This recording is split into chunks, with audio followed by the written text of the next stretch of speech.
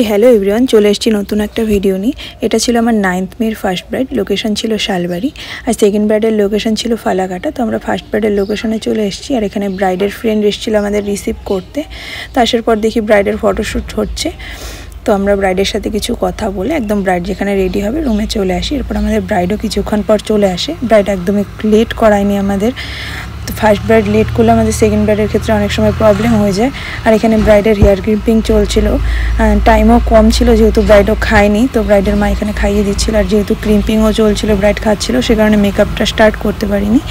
আর এখানে প্রচণ্ড গরমও ছিল, তো ব্রাইডকে আমি বলছিলাম যে বরফ রেখে দিতে, আর দেখো বরফের একদম চাকা বানিয়ে রেখে দিয়েছে ব্রাইড। তো মেকআপ আমরা স্টার্ট করে দিই, এখানে স্কিন প্রিপারেশন চলছিল।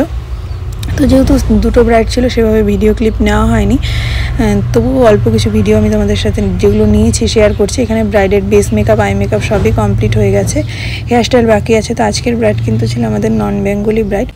বেঙ্গলি ব্রাইডের থেকে নন বেঙ্গলি ব্রাইড রেডি করতে টাইমটা একটু কমই লাগে। তো আমাদের ব্রাইড একদম টাইম মতো রেডি হয়ে গেছিলো, আর সেকেন্ড ব্রাইডও আমি টাইম মতো পৌঁছাতে পেরেছিলাম।